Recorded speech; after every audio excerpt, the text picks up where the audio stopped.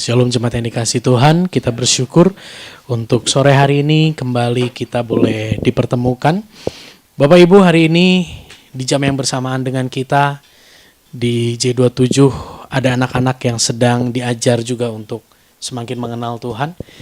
Kita sekali lagi berdoa, bukan buat kita di sini aja, tapi buat mereka juga yang ada di sana, ya. Kami bersyukur buat sore ini Tuhan, bukan kami orang-orang tua aja yang mendengar firman, tapi kami bersyukur buat anak-anak yang Tuhan juga bawa untuk mendengar firman.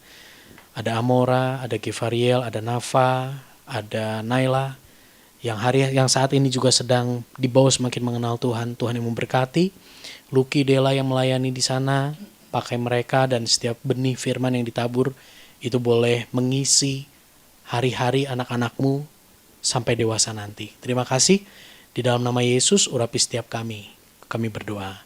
Amin. Puji Tuhan saudara, hari ini kita mau sama-sama belajar satu firman Tuhan yang saya beri judul pengenalan membawa perubahan, ya. Tapi sebelum masuk firman Tuhan, mungkin saudara tadi yang datang ke sini cukup bingung karena yang di online juga, karena sekarang videonya ada 2 saudara. Saya minta maaf karena agak tersendat, nanti kita akan segera perbaiki. Kenapa ada video yang pertama dan ada yang kedua? Video yang pertama itu menjadi satu kesempatan sebetulnya untuk kita semua, untuk kita lebih lagi mempersiapkan diri masuk dalam ibadah. Yang mungkin pernah kita dengar dengan istilah saat teduh, ya. Jadi 2 menit pertama kita mau lebih lagi siapkan diri untuk kita beribadah, lalu setelah itu kita masuk ke dalam ibadah, ya. Jadi nanti minggu yang akan datang, jangan telat, jangan mepet-mepet untuk kita bisa lebih siap lagi dalam memasuki ibadah.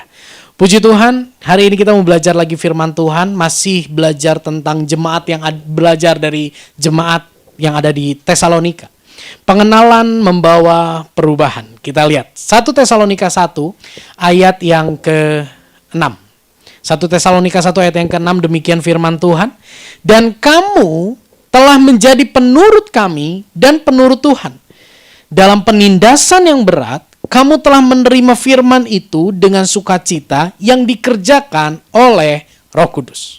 Saudara, sedikit saya mengulas tentang Tesalonika ini, 1 Tesalonika ini. 1 Tesalonika adalah surat, katakan surat. Kalau Paulus tulis surat kepada jemaat di Tesalonika, berarti Paulus tidak ada di Tesalonika. Betul ya? Paulus saat itu menulis surat untuk jemaat di Tesalonika, dia tidak ada di Tesalonika. Tetapi beberapa waktu sebelum dia menulis surat, dia pernah datang ke Tesalonika, berjumpa dengan jemaat di sana, menyampaikan firman Tuhan di sana, dan sebagai kelanjutannya, Paulus menulis surat untuk jemaat yang ada di Tesalonika. Itulah kira-kira kitab Tesalonika ini. Dan di surat itu dikatakan, kamu telah menjadi penurut kami dan penurut Tuhan dalam penindasan yang berat.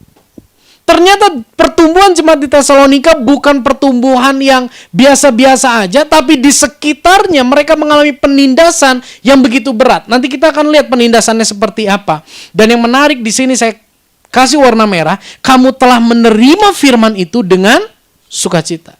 Secara manusia akan menolak sesuatu yang menimbulkan tekanan terhadap dirinya.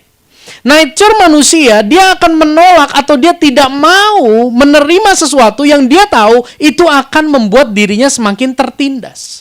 Tapi berbeda dengan jemaat di Tesalonika, ketika dia tahu itu adalah firman dan firman itu mendatangkan penindasan bagi dia, tapi kenapa ya kok mereka bisa tetap menerima firman itu dengan sukacita? Dan dijelaskan di bawahnya yang dikerjakan oleh Roh Kudus. Hari ini kita mau belajar ini, pertanyaan ini.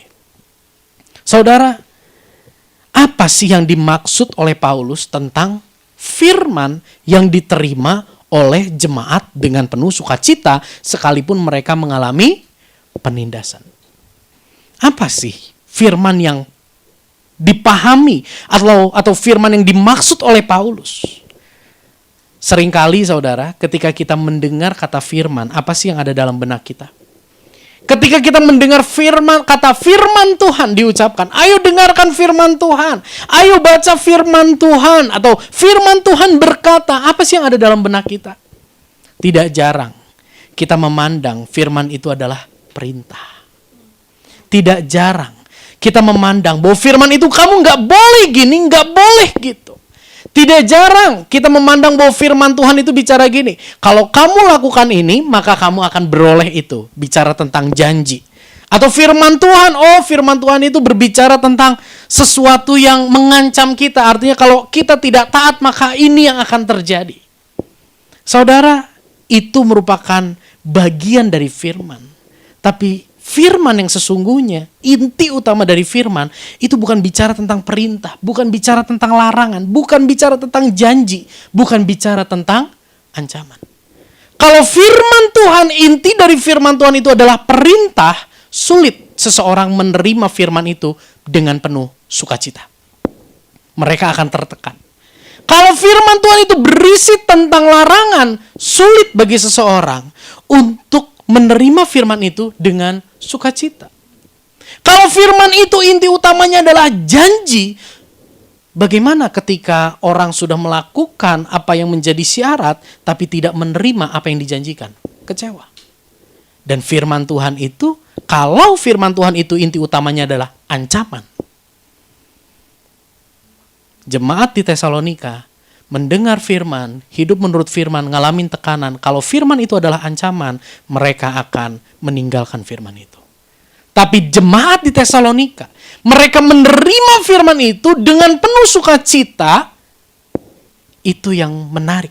Apa sesungguhnya yang Paulus maksud dengan firman? Yang poin yang pertama, firman itu perintah atau pribadi. Kita lihat. Inilah perjalanan Paulus ketika dia mendatangi jemaat yang ada di Tesalonika. Itu ditulis dalam Kisah Para Rasul 17, itu ketika Paulus secara tubuh ada di Tesalonika. Demikian firman Tuhan. Paulus dan Silas mengambil jalan melalui Amfipolis dan Apolonia dan tiba di Tesalonika. Di situ ada sebuah rumah ibadat orang Yahudi. Seperti biasa, Paulus masuk ke rumah ibadat itu selama itu 3 hari Sabat berturut-turut. Ia membicarakan dengan mereka bagian-bagian dari apa? Kitab suci. Ia menerangkan kepada mereka dan menunjukkan kepada mereka bahwa Mesias harus menderita dan bangkit dari antara orang mati. Lalu Paulus berkata, inilah Mesias, yaitu Yesus yang kuberitakan kepada kamu. Saudara, di sini jelas sekali apa yang Paulus beritakan, apa yang Paulus sampaikan kepada jemaat yang ada di Tesalonika ketika dia bertatap muka dengan mereka. Yang Paulus sampaikan adalah firman yang tadi di 1 Tesalonika dikatakan bahwa kamu telah menerima firman itu. Firman itu jelas di sini ditulis. Firman itu yang Paulus ajarkan, yang Paulus terangkan, yang Paulus tunjukkan kepada mereka bukan perintah Tuhan. Bukan larangan, bukan ancaman, bukan janji. Tapi yang disampaikan oleh Paulus adalah tentang Mesias, yaitu Yesus, yang telah datang ke dunia, menderita, mati, bangkit bagi kita semua.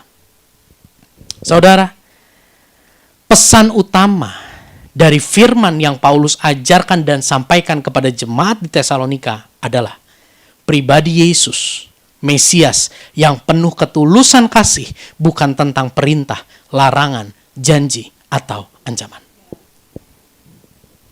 Bisa melihat perbedaan yang saya kasih warna merah dengan yang warna hitam? Ketika firman itu membicarakan firman yang disampaikan oleh Paulus itu membicarakan tentang pribadi Yesus, yang jadi fokusnya siapa? Yesus. Tapi ketika firman yang disampaikan itu berbicara tentang perintah, larangan, janji, ancaman, fokusnya siapa? Kita. Kita yang harus lakukan perintah, kita yang harus jauhi larangan, kita yang harus menerima janji kalau kita sudah lakukan perintah, dan kita yang harus diancam dan menerima yang buruk ketika kita melakukan apa yang dilarang. Itu bukan inti atau benang merah dari firman. Firman yang Paulus ajarkan itu bukan bicara tentang perintah, larangan, janji, ancaman. Firman yang Paulus beritakan tentang pribadi Yesus Kristus. Dan Yesus itu menjadi pusat pemberitaan Paulus. Yesus itu menjadi pusat pemberitaan, pengajaran, pembicaraan yang disampaikan oleh Paulus kepada jemaat yang ada di Tesalonika. Kita lihat, seorang rasul bernama Yohanes, salah seorang murid yang begitu dekat dengan Yesus. Yohanes 1 ayat 14, kita baca sama-sama. 1, 2, 3. Sang Firman menjadi manusia dan tinggal bersama-sama dengan kita. Sebagian dari kita sudah menyaksikan kemuliaannya, yaitu kemuliaan sebagai anak satu-satunya dari Bapa. Kita mengenal semua kebaikan hati Allah kepada kita melalui firman itu, dan Dia sangat layak untuk dipercaya. Amin. Bukan hanya Paulus yang mengajarkan bahwa firman itu bukan sekedar perintah tapi pribadi, tapi Yohanes sendiri menyatakan bahwa Yesus Kristus adalah firman yang menjadi manusia. Ini salah satu hal yang harus kita syukuri, saudara. Karena kita Tuhan kita bukanlah Tuhan yang memberi perintah, larangan, janji, dan ancaman semata. Tapi Dia adalah Tuhan yang mau turun ke dalam dunia, menjadi manusia, dan di dalam hidupnya Dia melakukan apa yang menjadi kehendak Bapa. Itulah firman yang menjadi daging. Dan saya mau bacakan yang bagian terakhir yang saya kasih garis. Kita mengenal semua kebaikan hati Allah kepada kita melalui firman itu. Dan diperjelas, Dia, firman itu, sangat layak untuk dipercaya. Amin. Saya lanjutkan. Yohanes 1 ayat 16 sampai ayat yang ke-17. Kita baca sama-sama. 1, 2, 3. Benar sekali, firman itu sangat layak untuk dipercaya. Dan melalui Dia, kita terus-menerus menerima bukti kebaikan hati Allah kepada kita. Memang Allah memberikan hukum Taurat kepada kita melalui Nabi Musa. Tetapi kita sudah menerima bukti kebaikan hatinya dan ajaran yang benar yang pantas kita percaya melalui siapa? Yesus yang adalah Kristus. Haleluya. Beri kemuliaan bagi Tuhan Yesus. Saudara, di sini kita bisa melihat dengan jelas bahwa kehadiran firman itu, yaitu Yesus, itu membuktikan kebaikan hati Allah bagi kita manusia berdosa. Jelas sekali bahwa di sini dikatakan bahwa kita terus-menerus menerima kebaikan, bukti kebaikan hati Allah. Yuk kita renungkan sama-sama. Cukup gak Yesus buat hidup kita? Seringkali kita merasa Tuhan gak baik karena masalah yang gak selesai. Tuhan gak baik karena usahaku melesat, nyuksruk misalnya. Tuhan tidak baik karena kesehatanku. Tuhan tidak baik karena cita-citaku tidak tercapai. Tuhan tidak baik karena apa yang aku sudah rancangkan dibongkar sedemikian rupa. Lihat Yohanes 1 ayat 16-17 ini. Bukti kebaikan Allah bukan ketika Dia memberikan apa yang kita minta. Bukti kebaikan Allah itu penuh, utuh, sempurna di dalam pribadi Yesus Kristus. Paulus pernah katakan, mengucap syukurlah dalam segala hal. Karena itu yang dikehendaki oleh Allah di dalam siapa? Yesus Kristus bagi kamu. Paulus mendorong kita, menasehatkan kita untuk kita terus mengucap syukur. Tapi Paulus juga gak lupa. Mengucap syukur itu gak gampang. Maka dari itu Paulus tambah gini, mengucap syukurlah di dalam Allah, di dalam Kristus Yesus.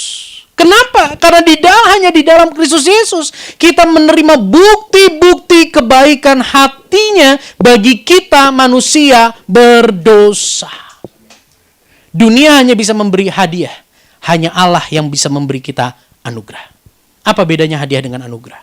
Hadiah diberikan jika kita mencapai satu standar tertentu, kita dikasih hadiah. Tapi anugerah, sekalipun kita tidak mencapai standar tersebut, kita diberikan pemberian yang terbaik, itulah yang dinamakan dengan anugerah. Di dalam Kristus Yesus, sekali lagi saya katakan, kita bisa menikmati, kita orang-orang yang tidak layak dikasihi. Kita orang yang bobrok, kita orang yang hancur, kita orang yang sangat lihai, membuat komitmen dan melanggarnya kembali. Tapi kita, ketika merenungkan siapa Yesus dan karyanya dalam hidup kita, di situ kita menemukan bukti kebaikan hatinya bagi hidup kita. Amin. Jadi lewat poin ini, kita belajar. Firman sesungguhnya adalah pribadi Yesus Kristus yang merupakan perwujudan kasih Allah. Sehingga ketika kita merenungkan firman, merenungkan Yesus Kristus, kita dapat semakin mengenal dan mengalami Allah dengan benar dan sukacita memenuhi hati kita. Hari ini apakah ketika kita mendengar firman, ada sukacita di dalam hati kita? Saudara, sebelum Dilan berkata, hidup ini berat. Dilan atau siapa yang ngomong? Dilan ya, hidup ini berat gitu ya. Sebelum Dilan berkata hidup ini berat, Tuhan udah tahu hidupmu dan hidupku akan dijalani dengan berat. Terus apa yang dia lakukan? Dia tidak uruk jalannya supaya lurus terus. Yang dia lakukan apa? Dia menghadirkan bukti cinta terbesar. Bukti kasih yang sempurna lewat kehadiran Yesus Kristus. Maka dari itu saudara, hari-hari ini di YouTube banyak sekali berseliweran khotbah-khotbah. Hati-hati ya dengan khotbah-khotbah yang menekankan perintah, janji, larangan, ancaman. Satu sisi di situ kita bisa terbuai akan janji, dan ketika itu tidak terjadi kita akan terhampas. Di sisi lain kita bisa menjadi sangat tertekan. Saya mau katakan sekali lagi, firman adalah pribadi Yesus Kristus. Yang ketika kita renungkan, seharusnya kita berjumpa dengan Yesus. Berjumpa dengan Yesus. Mengalami kasihnya. Dipulihkan hati kita. Bukan karena orang berubah, tapi Tuhan mengasihi kita, hati kita diperbaharui. Amin. Poin yang kedua, saudara. Poin yang terakhir. Karena di request tahun 2024, dievaluasi khotbahnya jangan panjang-panjang. Ya. Jadi poin yang kedua, baru poin yang kedua, tenang. Poin kedua ada sampai Z ya. Nah saudara. Ini yang tadi kita baca ayat ini. Dan kamu telah menjadi penurut kami dan penurut Tuhan dalam penindasan yang berat. Kamu telah menerima firman itu dengan sukacita yang dikerjakan oleh Roh Kudus. Kita udah tahu kenapa jemaat Tuhan bisa bersukacita. Karena firman bukan tentang perintah, tapi tentang pribadi dan Roh Kudus yang meyakinkan kita untuk percaya terhadap pribadi itu. Yang menjadi perenungannya, seharusnya semakin kita merenungkan firman, kita bukan semakin tahu firman. Kalau kita merenungkan firman dengan benar, kita semakin mengenal. Karena firman itu bukan benda, tapi pribadi. Dan saya tuliskan yang poin yang kedua. Pengenalan membawa perubahan. Bapak Ibu, dulu ada lagu gini. Semenjak ada dirimu, dunia terasa indahnya. Semenjak kau ada di sini, apa ya? Ku mampu melupakannya, gitu ya. Di situ menceritakan tentang tadinya jauh, terus semenjak ada dirimu, gitu ya. Semenjak ada seseorang yang kita kenal lebih jauh, lebih dekat, hidupku berubah. Semenjak ada orang yang kita kenal lebih dekat, ternyata aku bisa lupain yang lalu. Artinya ada perubahan. Ada lagu lagi. Ya. Kau membuatku merasa hebat karena apa? ketulusan cintamu. Ku merasa teristimewa hanya hanya karena gitu ya, karena cinta kau beri padaku sepenuhnya, buatku selalu merasa berarti. Kini ku merasa hebat dan seterusnya. Ya, nge-rap di situ. Di situ juga lagu itu juga menyatakan bahwa ketika seseorang mengasihi kita, maka kita merasa hebat. Ketika seseorang mengasihi kita, kita menjadi merasa, ternyata hidupku berarti ya karena ada orang yang mengasihi aku. Dan saya percaya kita semua pernah ada kok di fase itu. Menjadi perenungannya, sehebat apa sih orang itu sehingga menghasilkan perubahan dalam hidup kita? Sehebat apa sih kasihnya sehingga kita merasa hebat? Dan sore ini kita sama-sama dituntun untuk kita melihat bahwa ada satu pribadi yang hebat di mana lewat kehidupannya kita bisa melihat perwujudan kasih Allah yang sempurna, yaitu Yesus Kristus. Artinya semakin kita mengenal Yesus, semakin kita merenungkan Yesus, kita semakin mengenal Dia, dan seharusnya, semestinya hidup kita mengalami perubahan. Saya lanjut ya. Ketika Paulus datang ke kota Tesalonika, dia khotbah. 3 hari Sabat berturut-turut dia khotbah. Dan lanjut ayatnya gini. Setelah dia khotbah 3 hari Sabat itu, kita baca sama-sama, 1, 2, 3. Beberapa orang dari mereka menjadi yakin dan menggabungkan diri dengan Paulus dan Silas dan juga sejumlah besar orang Yunani yang takut kepada Allah dan tidak sedikit perempuan-perempuan terkemuka. Saudara, setelah Paulus menyampaikan dalam 3 hari Sabat secara berturut-turut tentang pribadi Yesus, apa yang terjadi? Beberapa orang menjadi yakin dan menggabungkan diri. Yakin di sini berbicara tentang hati mereka yakin teguh menerima firman itu dan menggabungkan diri. Artinya gini loh, bukan sekedar mau ikut kemana Paulus ikut, tapi menggabungkan diri hidup seperti yang Paulus ajarkan. Menggabungkan diri dalam lifestyle, menggabungkan diri dalam gaya hidup Paulus. Makanya tadi di Tesalonika Paulus bilang gini, aku bersuka cita karena engkau telah menerima firman itu. Dan kalau dilanjutin nanti kita akan lihat kehidupan jemaat di Tesalonika menjadi teladan. Di poin ini saya akan awali dengan ini. Siapa sih mereka yang menjadi yakin dan menggabungkan diri? Mereka bukan orang-orang yang mudah. Pendengar firman yang Paulus sampaikan di Tesalonika ada 2 kelompok. Yang pertama kelompok orang Yahudi, yang kedua adalah kelompok orang Yunani. Siapa mereka? Kita lihat. Orang Yahudi. Kelompok orang Yahudi. Lihat di sini. Di 1 Tesalonika 2 ayat yang ke-15. Kita baca sama-sama. 1, 2, 3. Bahkan orang-orang Yahudi itu telah membunuh Tuhan Yesus dan para nabi dan telah menganiaya kami. Apa yang berkenan kepada Allah tidak mereka pedulikan dan semua manusia mereka musuhi. Saudara, tahukah saudara bahwa orang Yahudi memiliki satu pemahaman yang sangat kuat, memiliki satu kekompakan yang begitu luar biasa untuk menolak Yesus sebagai Tuhan dan Juru Selamat. Karena buat mereka, Juru Selamat nggak mungkin lahir di kandang, Juru Selamat nggak mungkin lahir lewat keluarga yang sederhana, Juru Selamat nggak mungkin mati dengan cara yang begitu hina, Juru Selamat tidak mungkin melanggar hukum Taurat. Karena waktu Yesus hidup, melayani, orang Farisi ahli Taurat itu kebakaran jenggot, saudara. Udah putih-putih, jenggotnya juga masih kebakaran. Mereka merasa bahwa Yesus ini pengacau gitu. Dan gambaran orang Yahudi adalah mereka membenci Yesus, membunuh Yesus, membunuh para nabi, tidak mau bertobat, keras hati, bebal, menganiaya orang-orang percaya. Ini orang Yahudi. Tapi ketika orang Yahudi mendengar tentang pribadi Yesus, mereka bertobat. Di sini saya tuliskan gini, saudara.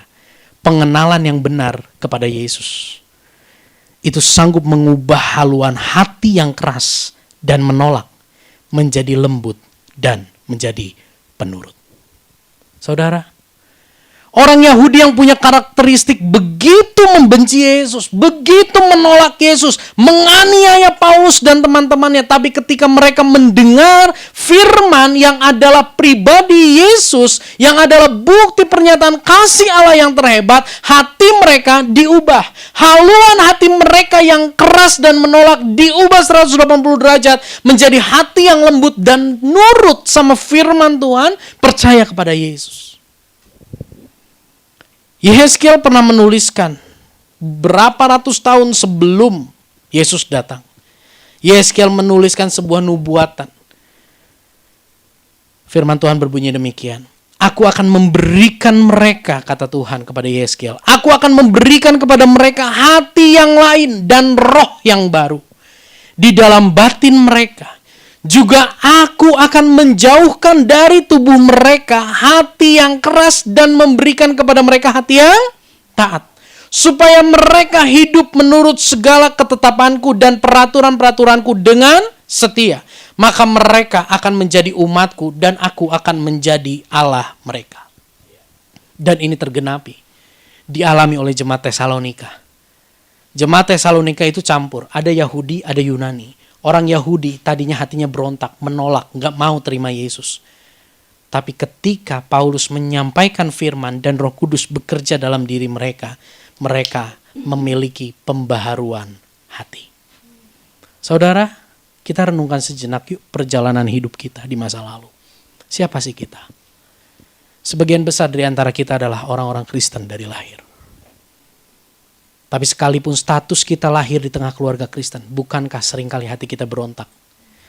Bukankah sebelum hari ini kita melayani, sebelum hari ini kita beribadah, sebelum hari ini kita duduk mendengar firman, ada fase-fase di masa lalu kehidupan kita di mana kita sangat membenci firman Tuhan. Di mana kita dibawa ke gereja, duduk di gereja, buka meja, katakan mana baksonya. Itu Bapak Pembina. Di gereja dengar khotbah nunggu tukang bakso. Menolak. Dan setiap kita punya track record di mana kita tidak mau peduli. Kita menolak, bahkan kita membenci siapa Yesus. Tapi kita lihat hidup kita hari ini. Pujian terakhir. Semua karena anugerahnya.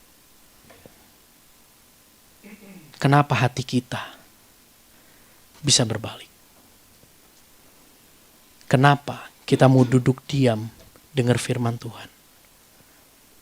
Kenapa ada dorongan dalam hati kita untuk bersekutu dengan Tuhan? Kenapa ada dorongan dalam hati kita untuk melayani Tuhan? Kenapa ada dorongan dalam hati kita untuk ini? Geus lah urang mah teu kikituan deui, eta mah zaman baheula, geus tong kikituan deui. Kenapa? Saya mau katakan, masa lalu mungkin lebih indah. Di dalam dosa terlihat begitu indah, terasa begitu nikmat. Tapi kenapa hari ini engkau kok gak selera lagi? Saya mau katakan, itu bukan kebetulan. Tapi itulah pekerjaan Roh Kudus dalam hidupmu, dalam hidupku. Amin. Mari saudara. Ketika kita melihat, oh Yahudi bisa bertobat, kita gak lebih hebat dari orang Yahudi. Kita pun kasar, kita pun menolak yang namanya Yesus. Tapi melalui Injil, melalui berita tentang pribadi Yesus yang datang, menderita, mati, dibangkitkan itu, hati kita berubah. Amin. Saya ulangi ini, pengenalan yang benar akan Yesus akan mengubah haluan hati kita yang keras dan menolak menjadi lembut dan penurut. Yang berikutnya, kelompok kedua dari pendengar firman Tuhan di Tesalonika adalah orang-orang Yunani, saudara. Orang Yunani ini beda dengan orang-orang Yahudi. Kalau orang-orang Yahudi itu orang-orang yang garis keras dalam agama gitu ya. Mungkin hari-hari ini disebut kadrun, itu orang-orang Yahudi gitu. Tapi orang-orang Yunani ini adalah orang-orang yang pemikirannya begitu kritis, ilmuwan yang tidak percaya dengan hal-hal yang bersifat supranatural seperti itu. Tapi ketika mereka mendengar Injil, mereka mendengar firman yang adalah pribadi Yesus Kristus, sama hati mereka berubah. Kita baca sama-sama ayat ini. 1, 2, 3. Tetapi kami memberitakan Kristus yang disalibkan untuk orang Yahudi suatu batu sandungan dan untuk orang-orang bukan Yahudi suatu kebodohan. Latar belakang orang Yunani, mereka memandang Yesus adalah seorang yang sangat hina, bodoh, dan najis. Kenapa? Orang Yunani yang mayoritas orang Roma, begini, cara penghukuman dengan cara disalibkan itu bukan muncul dari hukum Yahudi, itu muncul dari hukum Yunani. Dan orang Yunani pun, orang Romawi pun ketika Roma menjajah Israel, pemerintah Roma pun tidak memperkenankan orang Romawi atau orang Yunani mati dengan cara disalib. Karena itu terlalu najis, itu terlalu hina, itu terlalu mengerikan buat mereka. Jadi ketika Yesus disalib, di atas kayu salib, orang Yunani katakan, bodoh. Orang Yunani katakan, percaya sama yang kayak gitu, itu suatu kebodohan. Tapi kita lihat, bagaimana jemaat yang ada di Tesalonika. Kita lihat ayat ini terlebih dahulu. Orang-orang Yunani yang ada di Tesalonika, Paulus katakan gini, sebab mereka sendiri bercerita tentang kami, bagaimana kami kamu sambut. Perhatikan yang saya kasih warna merah. Dan bagaimana kamu berbalik dari apa? Berhala-berhala. Orang Yunani menyembah patung, menyembah berhala-berhala. Tapi mereka berbalik dari berhala-berhala kepada Allah. Bukan hanya berbalik kepada Allah, tapi juga hidup mereka didedikasikan untuk melayani Allah, untuk menyenangkan hati Allah. Ini satu perubahan yang begitu luar biasa. Sebelumnya mereka melihat Yesus adalah seorang pribadi yang begitu rendah, tidak layak untuk dipercaya, tidak layak untuk disembah, tidak layak untuk dilayani. Tapi kita lihat tadi ayatnya. Orang-orang Yunani ini, mereka meninggalkan berhala-berhala mereka. Mereka berbalik, mereka menyembah Allah yang hidup. Apa yang bisa membuat mereka berbalik dan menyembah Allah yang hidup? Ini jawabannya. Pengenalan yang benar kepada Yesus. Itu sanggup mengubah hati yang sombong dan merendahkan Yesus menjadi hati yang mengakui Yesus dan mengagungkan Yesus. Amin. Saudara, orang Yunani punya hati yang sombong dan merendahkan Yesus. Lewat pengenalan akan Yesus, diubah menjadi mengakui dan mengagungkan Yesus. Orang Yahudi yang begitu menolak, berontak, diubah menjadi menerima dan menurut. Dahsyat pribadi Yesus, pribadi yang begitu berkuasa. Mari saudara, kita renungkan sedikit kehidupan kita. Di masa lalu kita merasa kita nggak perlu Yesus. Kita merasa aku nggak perlu salib Yesus. Berapa minggu yang lalu saya juga cerita di tempat ini. Ada seorang hamba Tuhan. Dia katakan, Yesus disalib itu maunya sendiri. Yesus disalib itu kebodohan dia. Itu maunya dia sendiri. Saya nggak pernah minta Yesus disalib, tapi kalau dia mati disalib itu mah kebodohannya sendiri. Jadi jangan bawa-bawa saya untuk melihat salib Yesus. Orang yang seperti itu begitu sombong dan merendahkan pengorbanan Yesus. Jamahan Roh Kudus, firman Tuhan, pribadi Yesus yang berkuasa, yang penuh kasih. Kasih itu sanggup meluluh lantahkan hati hamba Tuhan ini. Sehingga masa mudanya yang begitu kelam, hatinya dipulihkan. Hari ini hamba Tuhan itu mengakui Yesus dan mendedikasikan hidupnya untuk senantiasa mengagungkan Yesus. Saya undang pemain musik. Ibrani 9 ayat yang ke-14, firman Tuhan berbunyi demikian. Betapa lebihnya darah Kristus yang oleh roh yang kekal telah mempersembahkan dirinya sendiri kepada Allah sebagai persembahan yang tak bercacat, akan menyucikan hati nurani kita dari perbuatan yang sia-sia, supaya kita dapat beribadah kepada Allah yang hidup.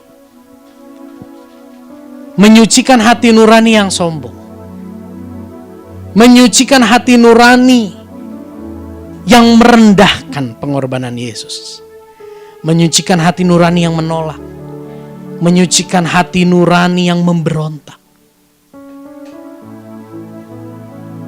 Hari ini Anda sadar Anda seorang pemberontak? Anda sadar Anda seorang yang sombong? Anda sadar Anda seorang yang menolak dan meragukan Yesus cukup dalam hidupku? Yang Anda butuhkan bukan perintah. Yang Anda butuhkan bukan janji, apalagi ancaman. Yang Anda dan saya butuhkan adalah pengenalan akan firman pribadi Yesus yang penuh kasih. Kasihnya itu sanggup mengubah hati kita. Kasihnya itu sanggup menyucikan hati nurani kita. Saudara, saya baru potong rambut. Istri saya katakan, "Jaga." Ketika saya mau potong rambut, saya nggak cari tukang bakso. Ketika saya mau potong rambut, saya nggak cari tukang pastel. Ketika saya mau potong rambut, saya nggak cari tukang bubut. Apalagi tukang sol sepatu. Ketika saya mau benerin rambut saya cari tukang cukur. Anda tahu hidupmu hari ini, hatiku ini gak seharusnya seperti ini. Dan saya mau katakan, kesadaranmu bahwa engkau pemberontak, itu pun anugerah. Kesadaranmu bahwa engkau ini orang yang begitu seringkali jatuh bangun, itu anugerah. Dan sore ini saya mau katakan, yang Anda butuhkan adalah datang ke pribadi yang penuh kasih, yang tulus. Ketika kita mengenal Dia, semakin mengenal, semakin mengenal, semakin mengenal. Di situ yang terjadi apa? Hati kita diubah. Saudara, firman itu bukan alat memperbaiki kehidupan. Saya ulangi ya. Firman itu bukan alat memperbaiki kehidupan. Banyak orang yang berkata gini, "Ayo baca firman, baca firman, baca firman supaya karakternya itu berubah." Ketika saya obrol lebih jauh sama orang ini, ya kan firman itu bisa memperbaiki kehidupan manusia. Tapi saya mau katakan sore ini, firman Tuhan itu bukan sekedar berkuasa memperbaiki kehidupan manusia, tapi firman itu sanggup membangkitkan manusia. Memperbaiki dengan membangkitkan powerful mana? Memperbaiki itu hidup tapi sakit, rusak. Sadarilah, di dalam dosa kita bukan rusak, kita mati. Kita bukan sakit semata-mata, kita mati. Dan firman itu sanggup membebaskan, membangkitkan hati kita yang mati tercengkram karena dosa, diubah menjadi pribadi yang baru. Saudara, waspadalah. Hati-hati. Cara iblis untuk menyesatkan kita itu bukan hanya menawarkan kenikmatan dunia kepada kita. Seringkali kita, aduh, ajakannya begitu menggiurkan, tapi aku tahu itu gak benar. Aku gak mau. Cara iblis bekerja menyesatkan kita bukan hanya ketika dia menawarkan kenikmatan dunia yang masa lalu kita hidupi. Tapi tahu gak? Cara iblis menyesatkan kita pun dia bisa pakai firman Tuhan untuk menyesatkan kita. Caranya gimana? Kacamata kita sama dia diganti. Kita sepertinya baca firman, tapi yang kita baca di situ, aku harus gini, aku harus gitu, aku harus gini, aku harus gitu. Kita lupa benang merah utama dari firman itu adalah pribadi Kristus. Fokus utama dari firman itu menceritakan Kristus yang mengasihimu. Ketika engkau menerima kasih itu, hatimu diubahkan dan engkau mau taat. Itu polanya. Jangan kebalik. Cara iblis menyesatkan kita cukup dengan memasangkan kacamata yang salah bagi kita dalam membaca firman. Akhirnya firman begitu menekan, akhirnya firman begitu menggelisahkan buat kita, bukan menggelisahkan. Firman itu begitu mengintimidasi buat kita, yang akhirnya kita frustasi. Tapi kalau kita tahu benang merah firman itu adalah pribadi yang tulus mengasihi kita, yaitu Yesus, yang akan terjadi, hati kita terus diperbaharui. Amin. Hati kita terus semakin penuh dengan kasih, semakin penuh dengan kasih. Saudara, melalui Injil. Ini misi kita yang pertama. Misi kita yang pertama di tempat ini adalah melalui berita Injil, kita semakin mengenal dan mengalami Yesus dengan benar. Dan seharusnya kita bisa mengalami perubahan. Kebersamaan kita dalam komunitas GCC adalah perjalanan di mana kita diajar tentang siapa Yesus. Sehingga kita semakin mengenal dan mengalami Yesus dengan benar. Sampai akhirnya di setiap musim hidup kita bisa berkata, Yesus cukup bagiku. Sekalipun sakitku belum sembuh, masalahku belum selesai, tapi aku punya Yesus yang jauh lebih indah dari segalanya. Ketika kita mengenal dan mengalami Yesus dengan benar, berita tentang kematian, berita tentang kedatangan Yesus, itu bukan hal yang menakutkan. Karena semakin kita mengenal Dia, saya percaya kita semakin mengasihi Dia. Semakin kita mengasihi Dia, kedatangannya semakin kita rindukan. Tapi di sisi lain, kalau Dia belum datang, dengan hati yang mengasihi Tuhan, kita mau senangkan hati Dia lewat perkataan, perbuatan, hidup kita.